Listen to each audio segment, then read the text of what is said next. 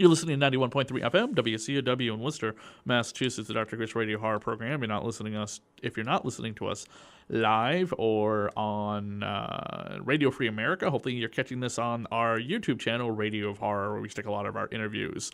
And tonight, from YouTube, a film critic I have been following for a while, not so much as a critic, but a retrospective historian of film, especially film that's so bad it's good, according to his channel, Good Bad Flicks. We have Cecil on the show with us to talk about his channel, as well as to wax poetically about some great, good, bad, terrible movies. Thank you for coming on the show with us, Cecil.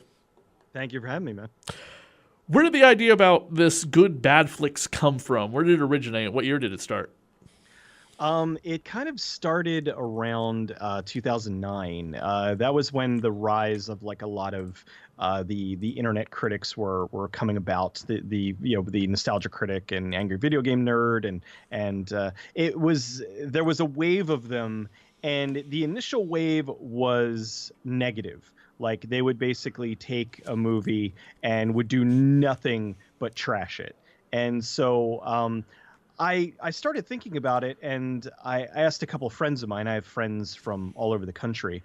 And I was like, hey, if I did like a movie, because they're always asking me for like movie recommendations. So I said, if I did a little video series and put together something talking about movies that I like, would you be interested? And they were like, yeah, sure. So I started like working on it around like mid to late 2009.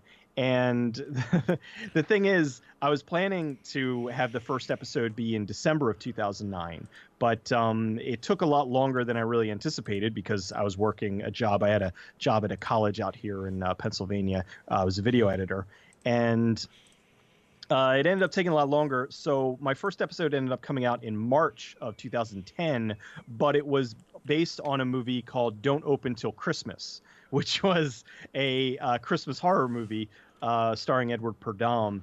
And it just, a lot of people ask, like, how come you're doing a Christmas movie in March? And I'm like, well, it should have been out in December, but I didn't really know what I was doing quite yet. And essentially, I started doing them on a channel, on a thing called Blip TV. Oh God, which Blip. Was, yeah, Blip. Yeah, they were the only real valid competition to YouTube at the time, and they eventually went under. But I was doing it over there because they were a little more lenient as far as copyright nonsense, and they understood fair use, and they had, a decent payout system. So I was doing it over there, and I was slowly, like, my friends were watching it, but once I had people that I didn't know that started contacting me and were saying, hey, I really like this this video you did, that's when I kind of knew I might have been onto something. I started thinking,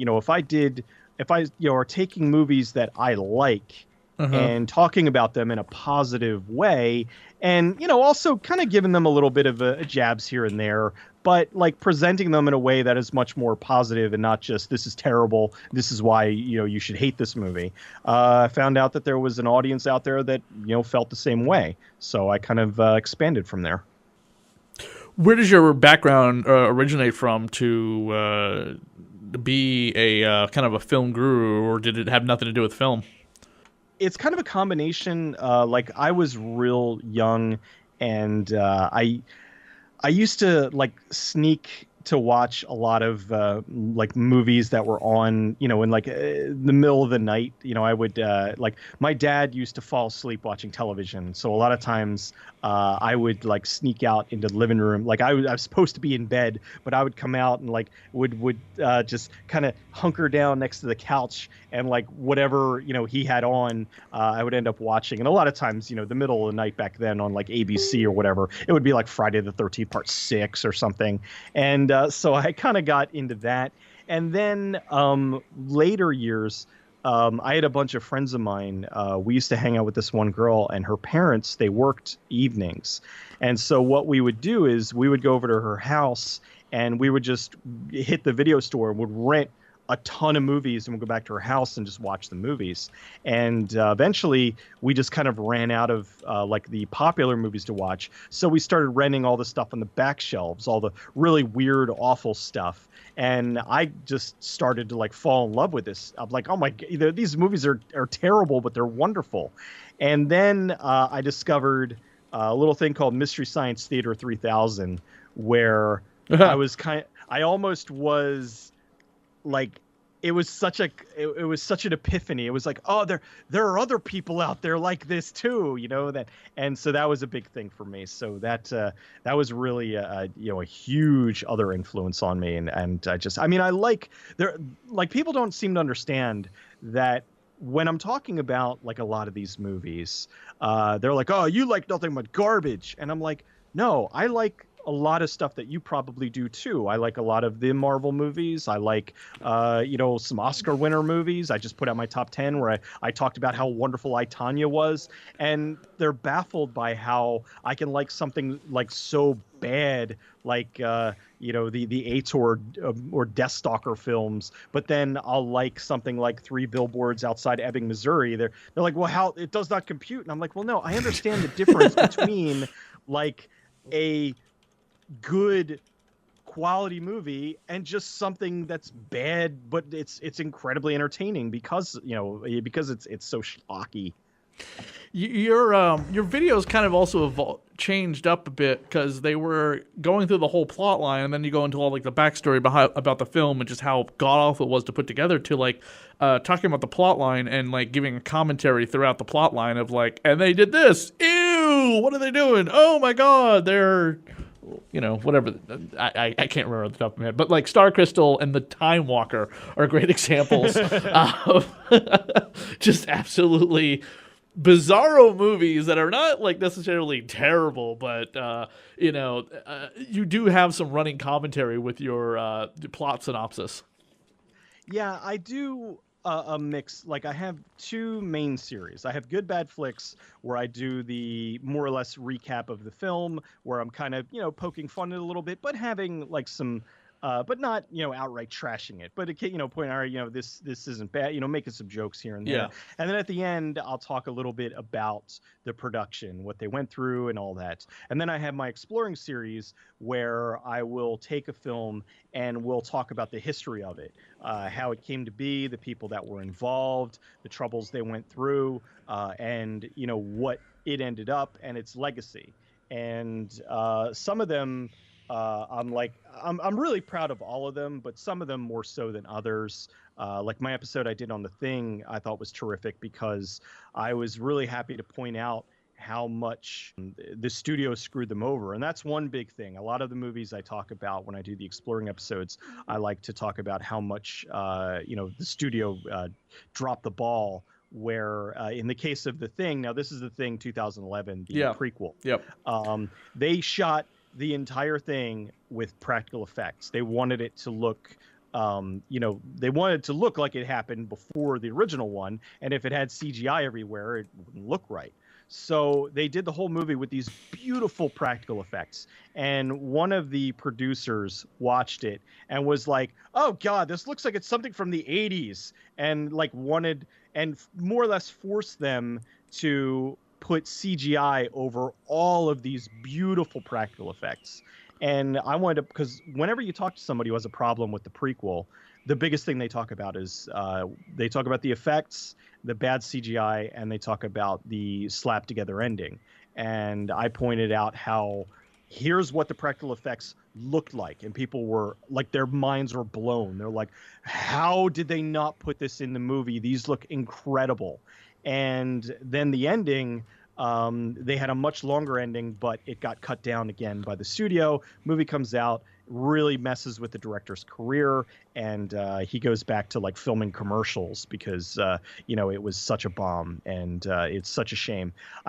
Because of that, I got contacted by Studio ADI, who did the effects, who invited me to come out to their studio to see all the stuff. Now these are the guys that did Alien, Predator, guys that worked on Harry and the Hendersons. I mean, they're legendary in the industry, and for them to thank me for pointing out what they did was it was huge. So I mean that was a really big one for me, and I was very proud of it and really happy that a lot of people are now seeing how bad this movie was screwed over, that it's actually a really good movie that the studio ruined essentially.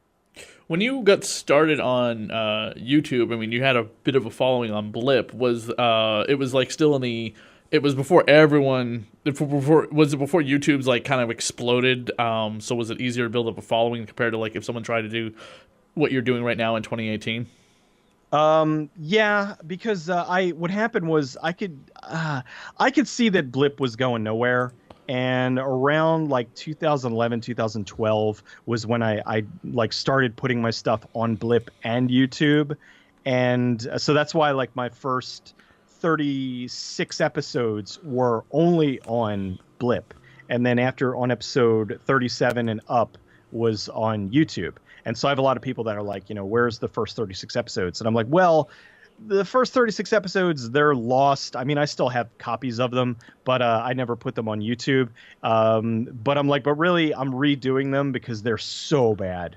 Like my first couple episodes, I was working a full-time job and doing this on the side. I was recording in the morning because where I worked, we had a sound booth, but it was only open in the morning because we had so much sound, so much voiceover recording that it was just full all day. Yeah. So I had to do it, and I'm not a morning person. So yeah, it's hard for me to get recordings done in the morning too, or do editing. I'm like, oh, the podcast comes out today. Oh, I gotta get up at like 7 o'clock in the morning to make sure it's all ready. Yeah, it's so bad. It's like, oh god, yeah, you're just falling down. So a lot of people who heard my first couple, they're like, oh, you sound so tired. I'm like, it's because I was. I'm like, I'm recording it like first. I just got to work and I'm going in there recording before my boss gets in there. Well, and your dead. Sorry, your good bad flicks has the same kind of along a different route of like really obscure, only like genre fans would know, compared to have you heard of Oliver Harper?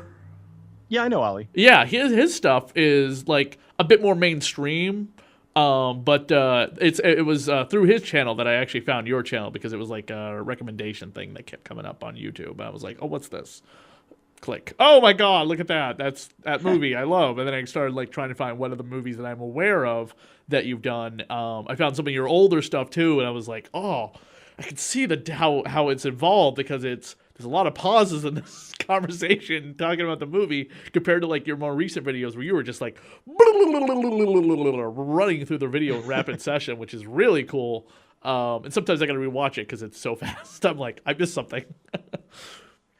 Yeah, the older stuff, again, I was still learning, and it's all a matter of trying to find the balance of trying to get the information in there and leave enough space in there so it sounds like a conversation as opposed to just I mean, I think I do sometimes, I know I do edit it a little bit too fast, but I think it does work in the sense that, like you said, you end up watching it again because that's, I need to get those clicks up.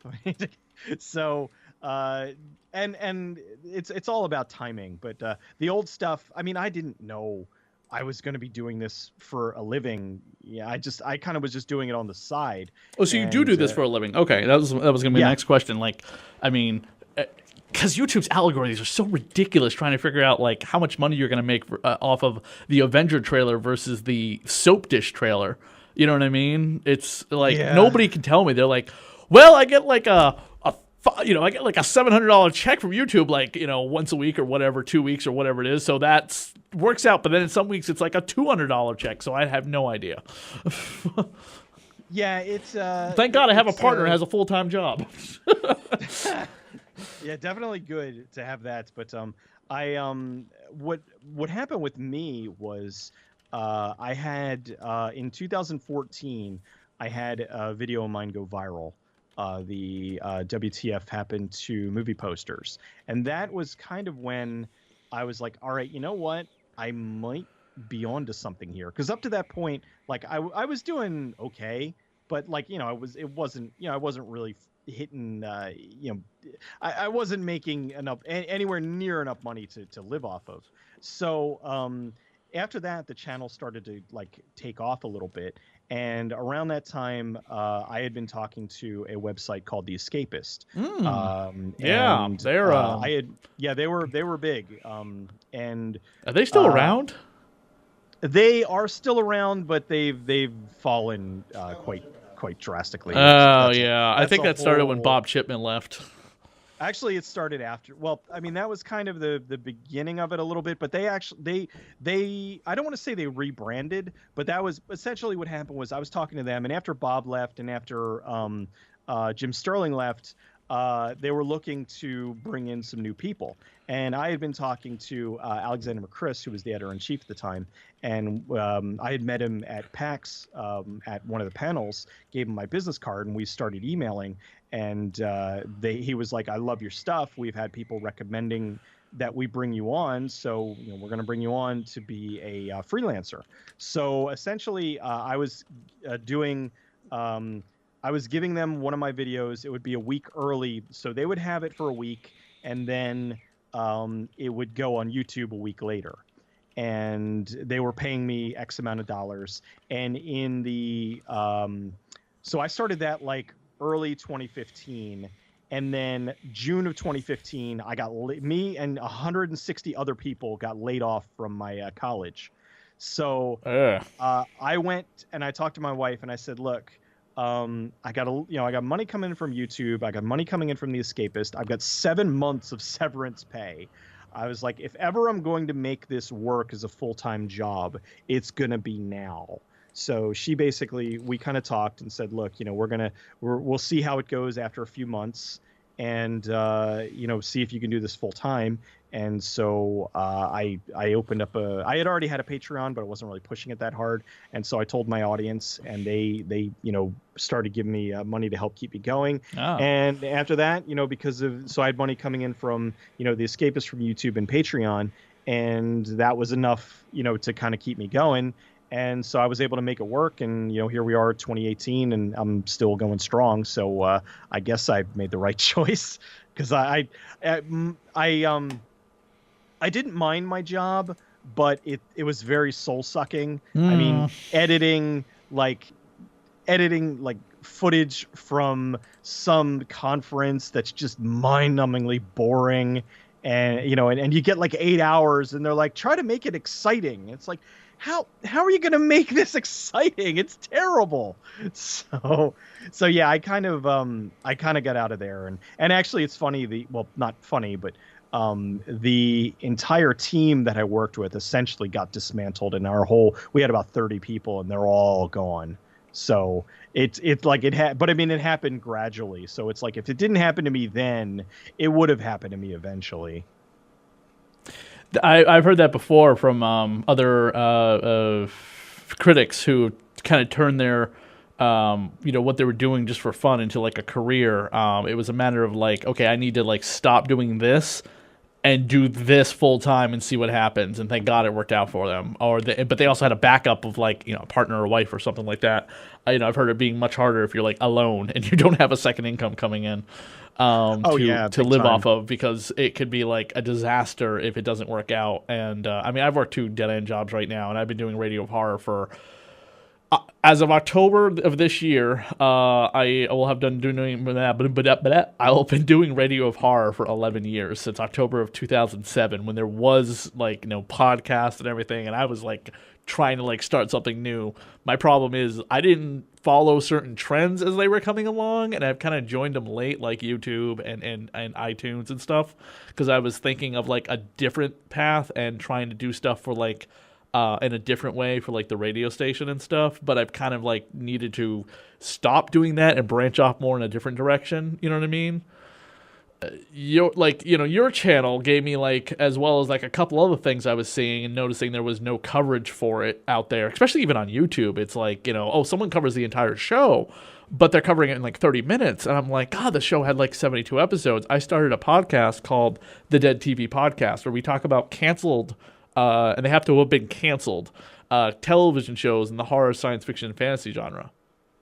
it's weird because there's an audience for pretty much anything, but there's so many things that are chasing trends, and that's one of the many reasons. Well, I used to do like current movie reviews where I would go Yeah. to the movie theater, come back, record my thoughts, throw a video up, and because of YouTube's algorithm, it was making it like not worth it, Yeah. and because like my stuff, there's so much more to it, and by doing those it was taking my time away from other things. So I was like, you know what, I'm gonna just kind of refocus on doing like the exploring videos and the good bad flicks and trying to make them better instead of just trying to create more content in the hopes of bringing more people in. And the other thing too is the there are so many reviewers out there that are doing that kind of stuff. I think that by doing something different,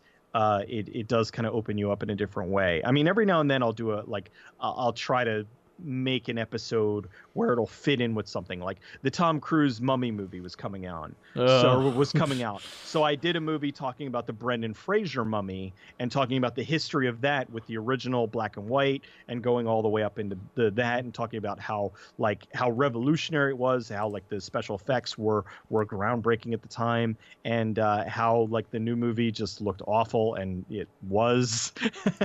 That was one that I did see, and oh man, that was one of the worst movies of last year. It was so bad. And yeah, it killed their entire Dark Universe, like right from the get-go. It's like you didn't even get to Batman versus Superman Dark Universe.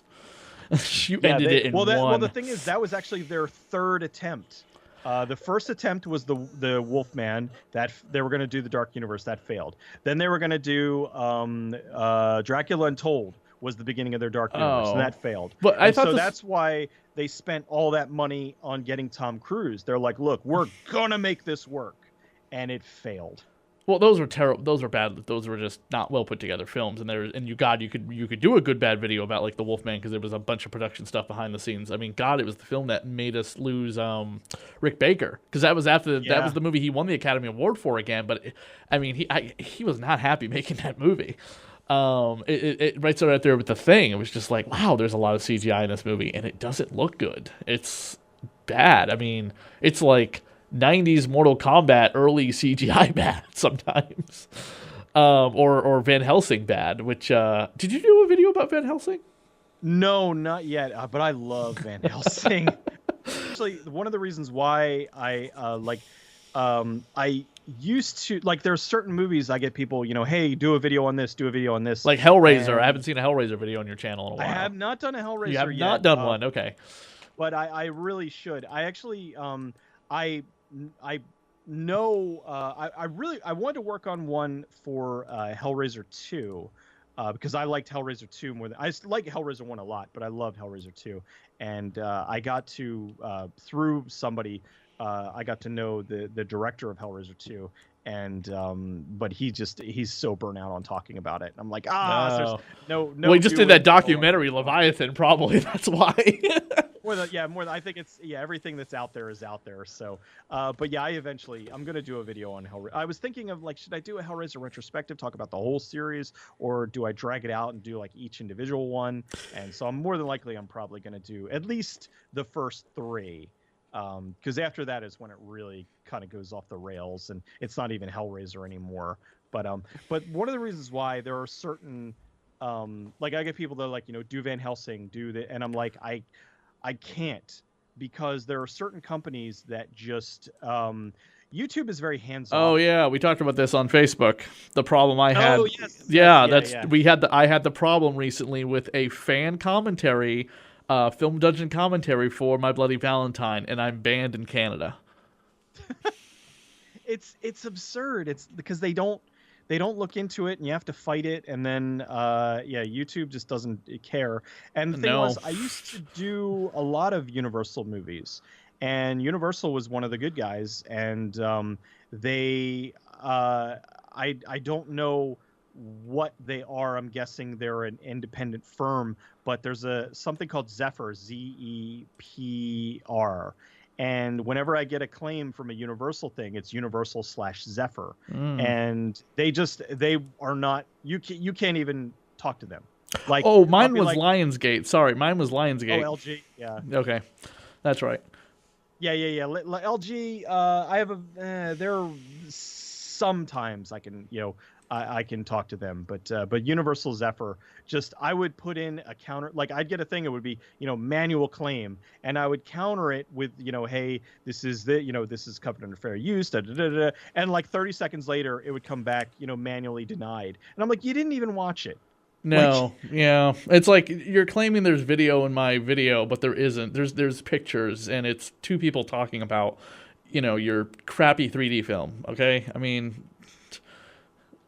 Yeah, it's they don't 10 want. years old. Are you making any money on it? Really? This is Well, not you gotta. Avengers Infinity War. I mean, Well, you got to figure how many you like. Let's say they claim 10,000 YouTube videos for like that one thing. So it all adds up. So I think that's kind of where it's coming from. It's like, all right, we'll just claim everything, and we'll make up for the millions of dollars that we lost. Because that's the thing. Whenever there's a movie that would bomb, all of a sudden all the claims start coming out for that one particular studio. yeah. It's like they just tell their interns, all right, go out and claim everything. Or You know, I'm waiting until, because they haven't targeted them yet. As far as I'm aware, they haven't. Whatever, unless iTunes has gotten on top of somebody being like, you gotta make sure you post that there's this thing in it, which I've heard once in a while, but it hasn't been that hardcore. That they start targeting like podcasts for using clips from movies or whatever. You know what I mean?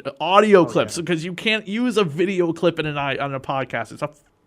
It's a flippin' podcast, but also we got to make sure we watch our language. It's a flippin' podcast. So what are you attacking over? Because they're talking about it? You're just looking to pick a fight where there is no fight to pick. And I'm waiting because we're covering TV series. Like, we're doing Spawn the animated series right now, which that would have to come directly from like Todd McFarlane or something, and I would just send back being like, we love Spawn the animated series. We're also promoting your crappy R-rated Jamie Foxx Spawn comedy that's apparently coming out. I think of all the people, why I knew they were going to go with Jamie Foxx, and I'm like, why? He's not a serious actor except for Ray, but you can't keep going back to Ray or Collateral. Yeah, I was just like, he is the worst choice for that. Honestly, I would have rather they brought back Michael Jai White. I know why he's not big enough, but I understand why they wouldn't. Or Jaimin Hansu. He's huge and he's awesome.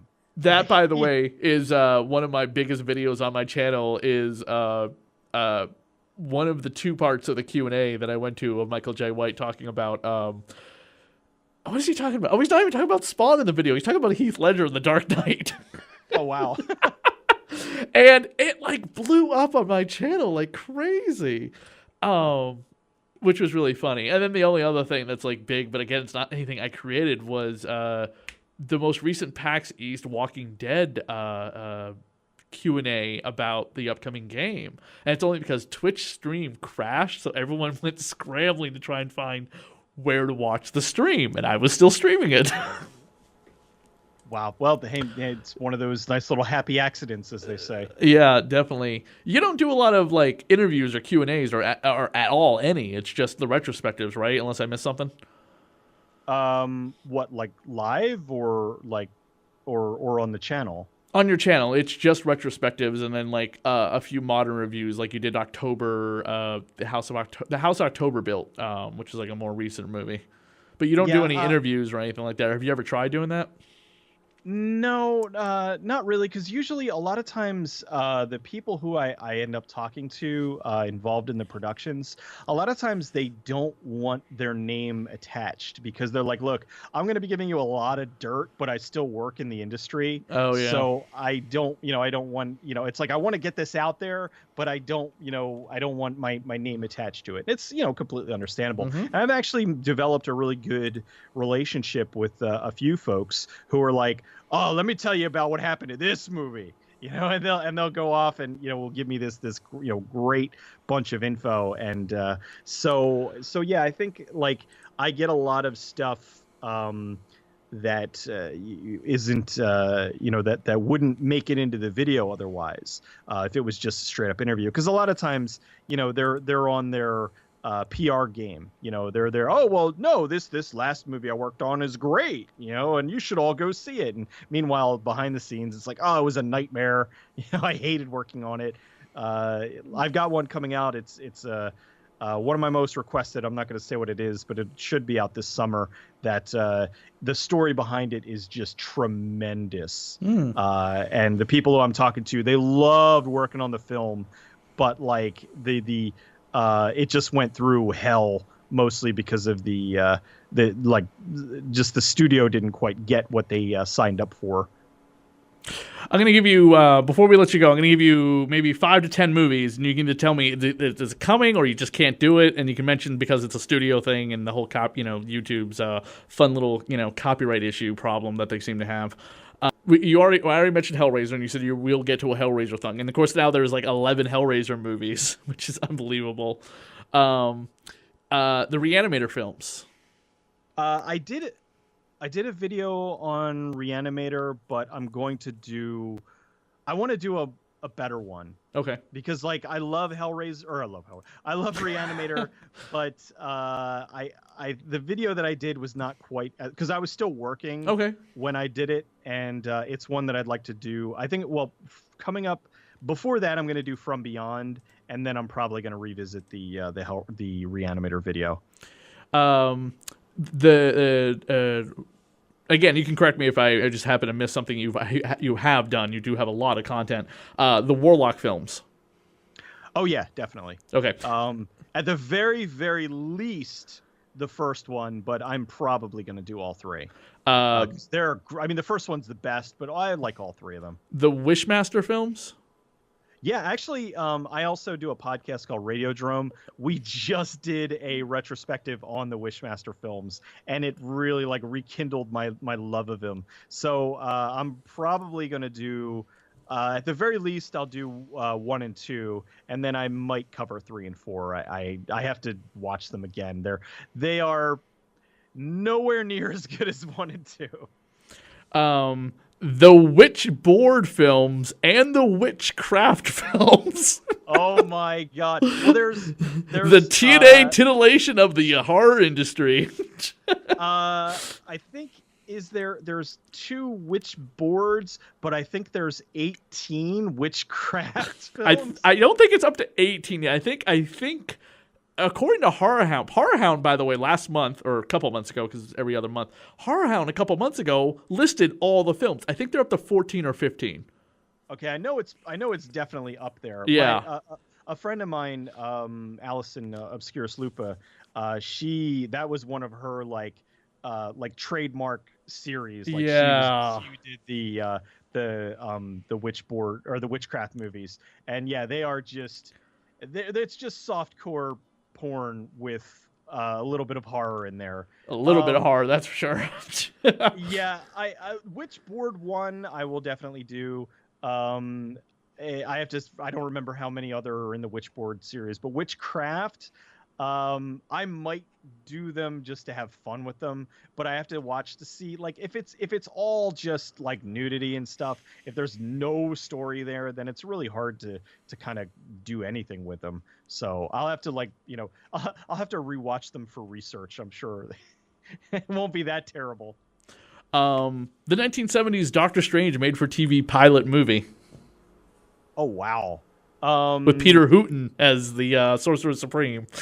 Yeah, I did Dr. Mordred, which was the Full Moon movie that was supposed to be Doctor Strange. Yep. But they lost the rights. If I can get, I think Shout Factory. Yeah, put that it's on DVD, $10. Yeah. Yeah, I'll have to look into it. I haven't seen it in a long time, but I would probably put that on the list. But I'm not sure if it's if I would if there's enough I can dig up on it to do. If you keep in mind it was made in the 70s, I think it holds up. I think it has some nostalgia love. It's not as bad as the Spider-Man TV series.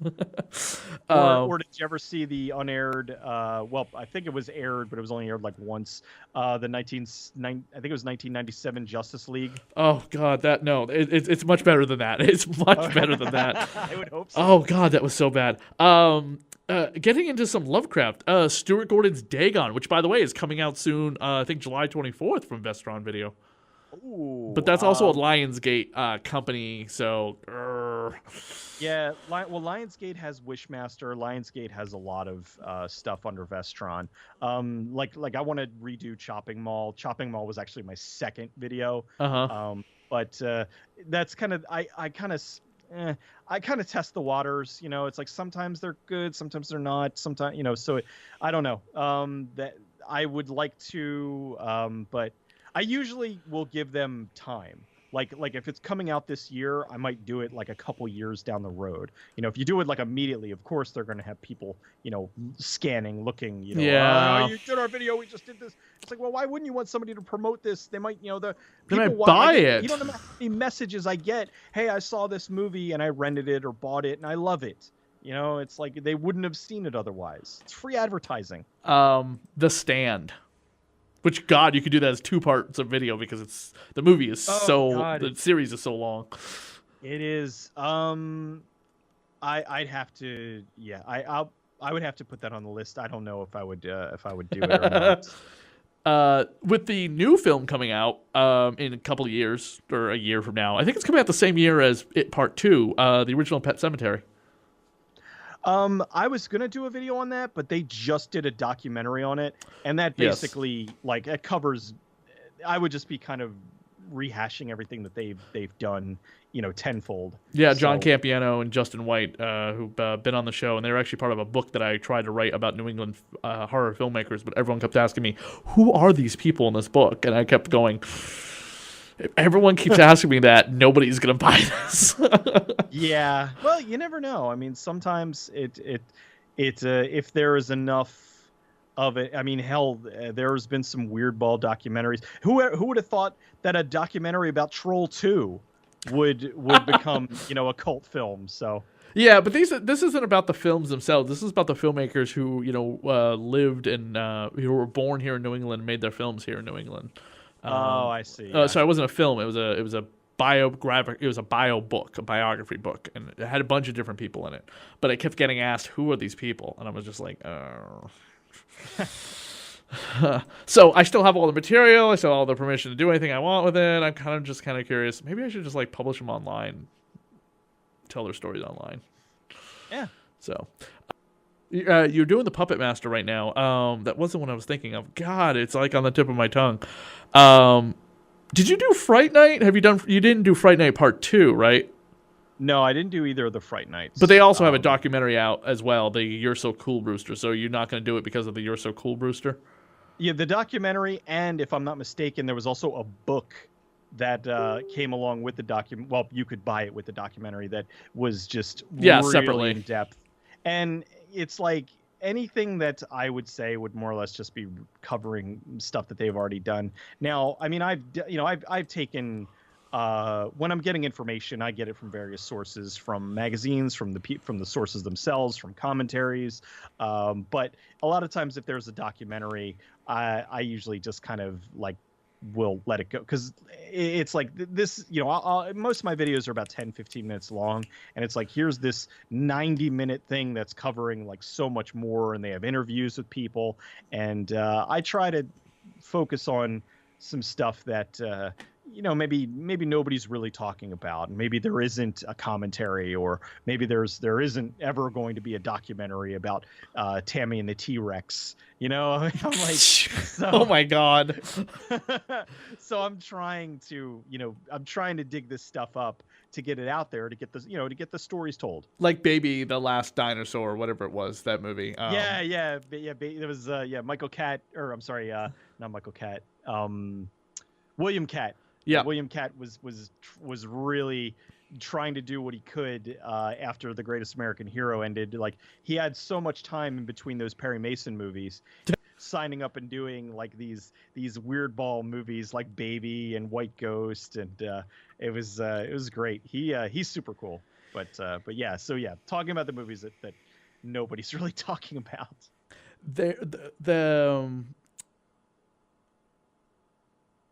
the baby movie, I own it on DVD. It comes on a flip disc, to like double sided disc, with a beloved Christopher Lloyd summer comedy I love since I was a kid.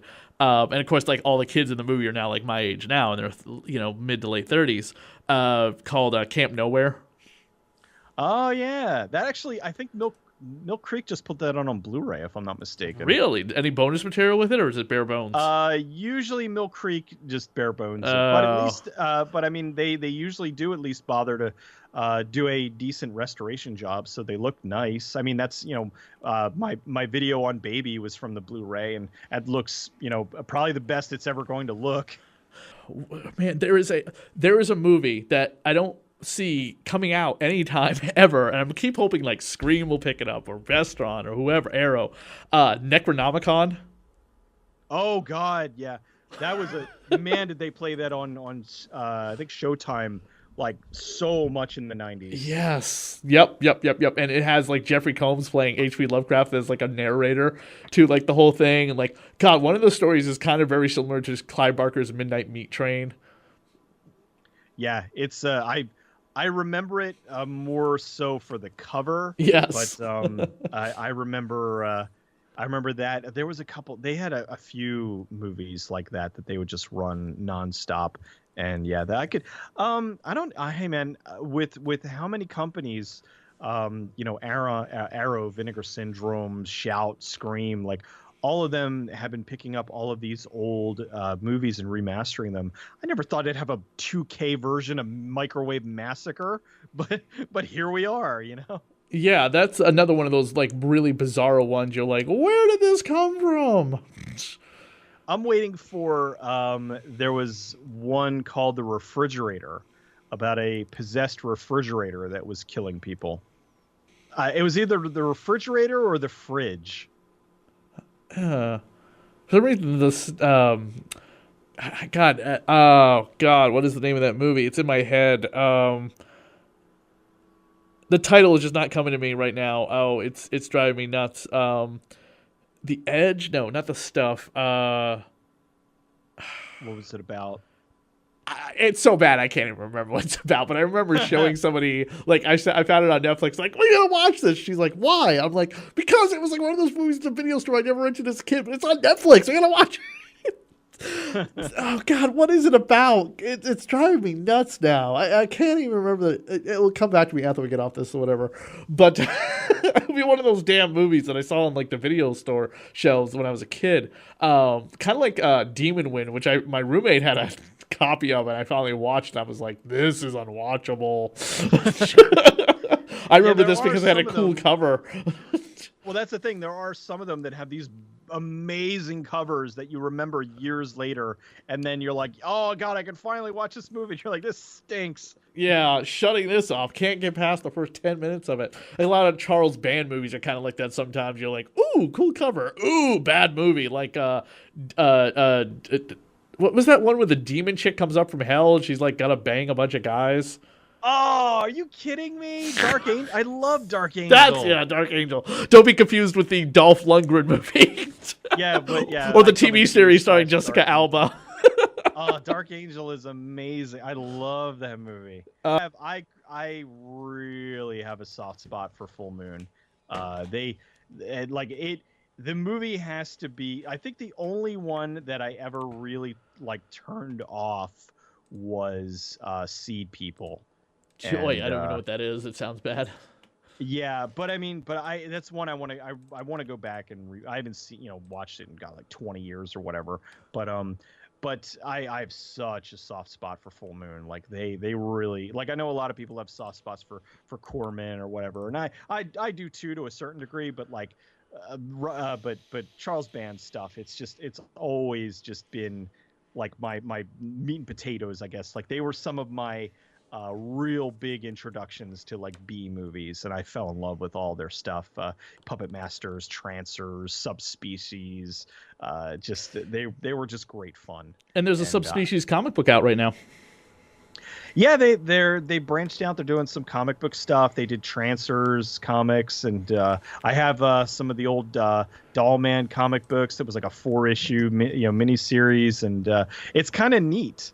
to see a lot of that stuff come around. Hell, I just ordered a laser blast action figure. Oh my god.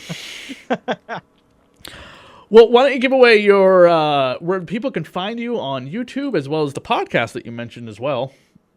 Yeah, you can find me at Good Bad Flicks on YouTube. I also have a Twitch channel, and then I do a podcast called Radiodrome. I've been doing it with a couple of friends for a few years now. You can find that on a website called 1201beyond.com.